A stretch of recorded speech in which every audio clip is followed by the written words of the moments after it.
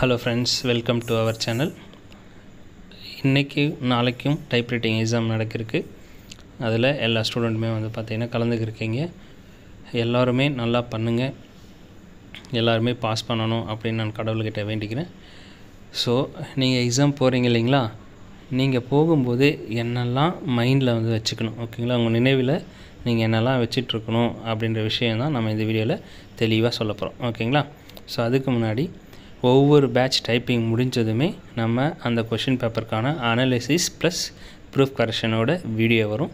So ஒவ்வொரு batch முடியும் போது நீங்கள் நம்ம சேனலில் பார்த்துட்டே இருங்க. ஒவ்வொரு பேட்சோட கொஷின் பேப்பரும் உங்களுக்கு நான் அனாலிசிஸாக தந்துகிட்டே இருப்பேன், சரிங்களா? சரி, ஓகே. இப்போது எக்ஸாம் போகிறதுக்கு முன்னாடி நீங்கள் என்னெல்லாம் மைண்டில் வச்சுக்கணும் அப்படின்ற விஷயத்தை பார்ப்போம். சரி, நீங்கள் எக்ஸாம் போகும்போது உங்களோட ஹால் டிக்கெட், அதே மாதிரி நீங்கள் எக்ஸாம் அப்ளை பண்ணும்போது என்ன ஐடி கார்டு யூஸ் பண்ணீங்களோ அந்த ஐடி கார்டோட ஒரிஜினல் எடுத்துகிட்டு போகணும், ஓகேங்களா? ஸோ மேக்ஸிமம் எல்லாருமே நாம் ஆதார் கார்டு தான் கொடுத்துருப்போம். ஸோ உங்களோட ஒரிஜினல் ஆதார் கார்டு கொண்டு போகணும். ஹால் டிக்கெட், உங்களோட ஒரிஜினல் ஆதார் கார்டு அல்லது நீங்கள் என்ன ஐடி கார்டு கொடுத்தீங்களோ எக்ஸாம் அப்ளை பண்ண அந்த ஐடி கார்டு, பேனா, பென்சில், ஸ்கேல், எரேசர், வாட்ச் எடுத்துக்கோங்க, ஓகேங்களா? முக்கியமாக ஹால் டிக்கெட். ஸோ இது எல்லாமே நீங்கள் எடுத்துகிட்டு போகணும். ஏன் அப்படின்னு கேட்டிங்கன்னா, அங்கே போய்ட்டு நீங்கள் யார்கிட்டையுமே இதை வாங்க முடியாது, சரிங்களா? சரி, ஓகே. இப்போது நீங்கள் எக்ஸாம் ஹால்குள்ளார போயிட்டீங்க, உங்களோட மிஷினில் உட்காந்துட்டீங்க. உட்காந்ததும் உங்களுக்கு டைம் வந்து கிடைக்கும், ஓகேங்களா? கண்டிப்பாக உங்களுக்கு டைம் கிடைக்கும். அந்த டைமில் என்ன பண்ணணும் அப்படின்னு கேட்டிங்கன்னா, உங்களோட மிஷின் எல்லாமே கரெக்டாக ஒர்க் ஆகுதா அப்படின்றத செக் பண்ணிக்கோங்க. உங்களோட மிஷின் பர்ஃபெக்டாக எப்பவும் போல் ஒர்க் ஆகுதா அப்படின்னு செக் பண்ணிக்கோங்க. அதே மாதிரி மார்ஜின், லைன் ஸ்பேஸ் இது எல்லாமே என்ன பண்ணிக்கணும், செக் பண்ணிக்கணும், ஓகே? டேபிள் ஸ்டூல் ஆடுது அப்படின்னா நீங்கள் என்ன பண்ணிக்கோங்க, ஒயிட் பேப்பரை வச்சு அதை கரெக்டாக வச்சுக்கோங்க, கம்ஃபர்டபுளாக உட்காந்துக்கோங்க. உங்கள் மிஷின் எல்லாமே கரெக்டாக ஒர்க் ஆகுதான்றதை செக் பண்ணிடுங்க. அடுத்து எக்ஸாம் ஹால்குள்ளே போயிட்டீங்க, மிஷின் எல்லாம் செக் பண்ணிவிடுங்க. இதெல்லாம் முடிஞ்சதுக்கப்புறம் என்ன பண்ணணும்னா, பக்கத்தில் இருக்க யார்கிட்டையும் பேசக்கூடாது, அமைதியாக உட்காந்துட்ருக்கணும், ஓகேங்களா? உட்காந்துட்டு இருக்கும்போது உங்களுக்கு அட்டெண்டன்ஸ் ஷீட் வரும். அந்த அட்டெண்டன்ஸ் ஷீட்டில் நீங்கள் சைன் பண்ணணும். கண்டிப்பாக நீங்கள் அட்டெண்டன்ஸ் ஷீட்டில் சைன் பண்ணி தான் ஆகணும், ஓகே? சரி, எப்போவுமே வந்து பார்த்திங்கன்னா நமக்கு எக்ஸாமில் ஃபஸ்ட்டு வந்து நம்ம செகண்ட் பேப்பர் வந்து டைப் பண்ணுவோம். செகண்ட் பேப்பர்னால் என்னது, ஸ்டேட்மெண்ட் அண்டு லெட்டர், ஓகேங்களா? இதில் நீங்கள் ஜூனியராக இருந்தால் உங்களுக்கு 45 நிமிஷம் தருவாங்க, சீனியராக இருந்தால் 1 hour தருவாங்க, ஓகேங்களா? சரி, செகண்டாக நம்ம என்ன டைப் பண்ணுவோம்னா ஃபஸ்ட் பேப்பர் டைப் பண்ணுவோம். அதாவது ஸ்பீடு வந்து டைப் பண்ணுவோம். ஸ்பீடுக்கு ஜூனியர், சீனியர் 2 பேருக்குமே சேர்த்து 10 நிமிஷம் தான், சரிங்களா? சரி, நீங்கள் என்ன பண்ணியிருக்கீங்க, இப்போ உட்காந்துட்ருக்கீங்க. உங்களுக்கு என்ன பண்ணுவாங்க அப்படின்னு கேட்டிங்கன்னா, ஆன்சர் ஷீட்டும் ரேப்பர் ஷீட்டும் உங்களுக்கு தருவாங்க. உங்கள் எல்லாருக்குமே ஆன்சர் ஷீட்டாக என்ன, ரேப்பர் ஷீட்னா என்னன்னு தெரியும்னு நினைக்கிறேன். அப்படி தெரியலனா நம்மளோட வாட்ஸ்அப் குரூப் அண்ட் டெலகிராம் குரூப்பில் அதை பற்றின டீட்டெயில்டு வீடியோ வந்து போட்டிருக்கேன். காலையில் தான் வந்து பார்த்தீங்கன்னா அதனோட லிங்க் போஸ்ட் பண்ணியிருந்தேன். நீங்கள் வந்து அதை போய்ட்டு பாருங்கள், ரேப்பர் ஷீட்டை எப்படி ஃபில் பண்ணணும் அப்படின்ற விஷயங்களை பாருங்கள். சரி, உங்களுக்கு வந்து செகண்ட் பேப்பருக்கான ரேப்பர் ஷீட்டும் ஆன்சர் ஷீட்டும் வந்து என்ன பண்ணுவாங்கன்னா கொடுத்துருவாங்க. கொடுத்த உடனே நீங்கள் என்ன பண்ணணும்னா ரேப்பர் ஷீட்டை ஃபில் பண்ணணும். நல்லா கவனிக்கணும். மேக்ஸிமம் எல்லா எக்ஸாம் சென்டர்லையுமே வந்து பார்த்திங்கன்னா ரேப்பர் ஷீட்டை எப்படி ஃபில் பண்ணுறது அப்படின்றத அவங்களே சொல்லுவாங்க. ஸோ அதை நீங்கள் கேட்டு அந்த இன்ஸ்ட்ரக்ஷன்ஸை கேட்டு நீங்கள் ஃபில் பண்ணுங்கள். அப்படி இல்லை உங்களுக்கு தெரியும், பர்ஃபெக்டாக தெரியும் அப்படின்னா நீங்கள் என்ன பண்ணலாம், நீங்களே வந்து பார்த்திங்கன்னா அந்த ரேப்பர் ஷீட்டை ஃபில் பண்ணலாம். இன்கேஸ் இந்த ரேப்பர் ஷீட் ஃபில் பண்ணும்போது உங்களுக்கு ஏதாச்சும் டவுட் வருது, ரேப்பர் ஷீட் ஃபில் பண்ணுறதுல டவுட் இருக்குது அப்படின்னா கண்டிப்பாக நீங்கள் பக்கத்தில் இருக்க ஸ்டூடெண்ட்ஸ் கிட்ட கேட்கவே கூடாது. நீங்கள் யார்கிட்ட தான் கேட்கணும் அப்படின்னு கேட்டிங்கன்னா, அங்கே இன்விஜிலேட்டர்ஸ் இருப்பாங்க. அவங்க வந்து எப்போவுமே ரவுண்ட்ஸ்லேயே இருப்பாங்க. ஸோ அவங்க யாரையாச்சும் கூப்பிட்டு அவங்கக்கிட்ட உங்களோட டவுட் வந்து கேட்டுக்கோங்க. கேட்டு ரேப்பர் ஷீட்டை பர்ஃபெக்டாக தப்பு இல்லாமல் என்ன பண்ணுறீங்க, ஃபில் பண்ணி முடிச்சிடுங்க, ஓகேங்களா? அடுத்து ரொம்ப ரொம்ப ரொம்ப முக்கியமான விஷயம் என்னென்னா, உங்களோட ரேப்பர் ஷீட்டில் ஒரு ஃப்ளையிங் ஸ்லிப் இருக்கும், அதாவது துண்டு சீட்டுன்னு சொல்லுவாங்க. அந்த ஷீட்டில் மட்டும்தான் உங்களோட பெயரையும் உங்களோட ரெஜிஸ்டர் நம்பரையும் நீங்கள் எழுதணும். வேறு எங்கேயுமே என்ன பண்ணக்கூடாது, எழுதக்கூடாது. அடுத்த முக்கியமான விஷயம், இந்த ஃபில் பண்ணுற டீட்டெயில் எல்லாம் உங்களோட ஹால் டிக்கெட்டில் என்ன இருக்கோ அதே மாதிரி ஃபில் பண்ணுங்கள், ஓகேங்களா?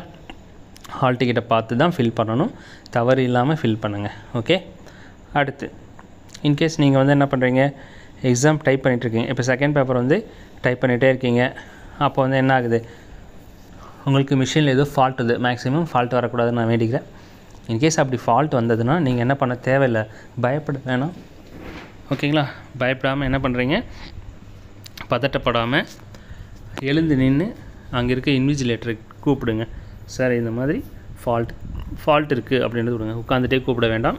நீங்கள் எழுந்து நின்னீங்கன்னா அவங்களுக்கு ஈஸியாக வந்து என்ன பண்ண முடியும், ஐடென்டிஃபை பண்ண முடியும். ஏதோ ப்ராப்ளம் இருக்குது அப்படின்றத அவங்களால ஐடென்டிஃபை பண்ண முடியும். ஸோ மிஷினில் ஏதோ ப்ராப்ளம் இருக்குதுன்னு தெரிஞ்ச உடனே என்ன பண்ணுறீங்க, உங்களோட இன்விஜிலேட்டரை கூப்பிட்டு சொல்லுங்கள். அந்த ப்ராப்ளம் சால்வ் பண்ணுற மாதிரி இருந்ததுன்னா அவங்க உடனே சால்வ் பண்ணி கொடுத்துருவாங்க மெக்கானிக்கை கூப்பிட்டு. இன்கேஸ் சால்வ் பண்ண முடியலன்னா உங்களுக்கு வேறு மிஷின் மாற்றி தருவாங்க. அதுவும் உங்களோட சீஃப் கிட்ட இன்ஃபர்மேஷன் கொடுத்ததுக்கப்புறம் மாற்றி தருவாங்க. நீங்கள் அதுக்கப்புறம் என்ன பண்ணிக்கலாம், எப்பவும் போல் டைப் பண்ண ஆரம்பித்தோம். சரி, ஓகே. இப்போது செகண்ட் பேப்பர் வந்து டைப் பண்ணி முடிச்சிட்டிங்க. லெட்டர் அண்ட் ஸ்டேட்மெண்ட் டைப் பண்ணி முடிச்சிட்டிங்களா? முடிச்சதுக்கப்புறம் அந்த டைப் பண்ண பேப்பர்ஸில் நீங்கள் என்ன பண்ணணும், ஃபில் பண்ணணும் மேலே. ஓகேங்களா?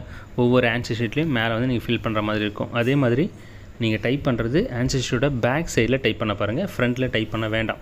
ஏன்னா சம்டைம்ஸ் என்ன ஆகாது, உங்களுக்கு வந்து பேப்பர் வந்து பத்தாகமாக போயிடும். அதெல்லாம் என்ன பண்ணுறீங்கன்னா ஆன்சர் ஷீட்டோட பேக் சைடில் நீங்கள் டைப் பண்ணுங்கள். ஃப்ரண்ட் சைடில் நீங்கள் கேட்டிருக்க டீட்டெயில் எல்லாத்தையும் ஃபில் பண்ணிவிடுங்க. ஆன்சர் ஷீட்னால் என்னென்னு தெரியும்னு நினைக்கிறேன். தெரியலனா நான் வீடியோட லிங்க் கொடுத்துருக்கேன் டெலகிராம் குரூப்பில், அங்கே போய்ட்டு பார்த்துக்கோங்க. ஓகேங்களா? சரி, ஓகே. செகண்ட் பேப்பர் டைப் பண்ணி முடிச்சிட்டிங்க, எல்லாமே ஃபில் பண்ணி முடிச்சிட்டிங்க.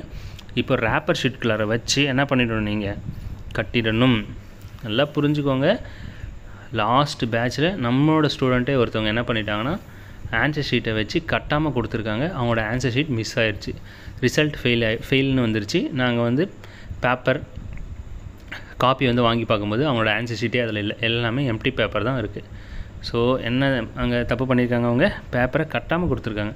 ஸோ நீங்கள் என்ன பண்ணுறீங்க, பேப்பரை நீங்கள் டைப் பண்ண பேப்பரை எல்லாம் ரேப்பர் ஷீட்டில் வச்சு அதை கட்டிட்டு எல்லாமே ஃபில் பண்ணியிருக்கீங்களா அப்படின்றத செக் பண்ணுங்கள். முக்கியமாக உங்களோட ரிஜிஸ்டர் நம்பரை, நேம், இது ரெண்டுமே வந்து ஃபில் பண்ணியிருக்கீங்களா அப்படின்றத பார்த்துட்டு கொடுத்துருங்க.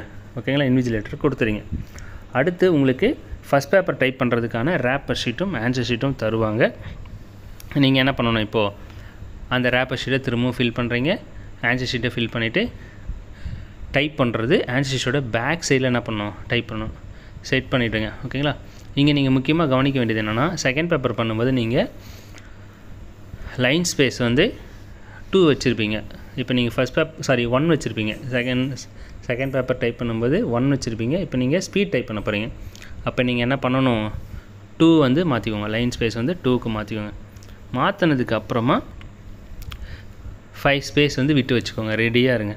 இப்போ விசில் அடித்ததும் என்ன பண்ணுறீங்க, உங்களோட ஸ்பீடை வந்து நீங்கள் எந்த ஒரு பதட்டமும் இல்லாமல், தவறு இல்லாமல் என்ன பண்ணுங்கள், டைப் பண்ணுங்கள்.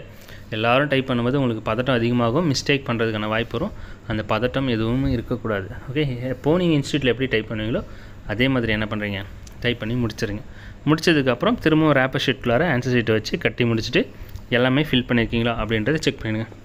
செக் பண்ணிவிட்டு கொடுத்துருங்க. பேப்பர் கொடுத்ததுக்கப்புறம் அவங்க உங்களை வெளியில் போக சொல்லுவாங்க. அப்படி வரும்போது உங்கள்கிட்ட எக்ஸ்ட்ரா ஆன்சர் ஷீட்டோ வேறு எந்த ஷீட் இருந்தாலும் நீங்கள் அங்கேயே வச்சுட்டு வந்துடணும். நீங்கள் உள்ளே போகும்போது ஆல் டிக்கெட், உங்களோட ஐடி கார்டு எடுத்துகிட்டு போனீங்க இல்லையா, இப்போ எக்ஸ்ட்ராவாக உங்களுக்கு கொஷின் பேப்பர் வரும். ஸோ இதை 3 மட்டும் தான் என்ன பண்ணிட்டு வரணும், நீங்கள் வெளியில் எடுத்துகிட்டு வரணும். வேறு எந்த ஆன்சர் ஷீட்டோ ரேப்பர் ஷீட்டோ வேறு எந்த ஷீட், அவங்க கொடுத்த ஷீட் எதுவும் எடுத்துகிட்டு வரக்கூடாது. ஓகேங்களா? ஸோ இதெல்லாம் எடுத்துகிட்டு வெளியில் வந்துடுங்க. ஓகேங்களா?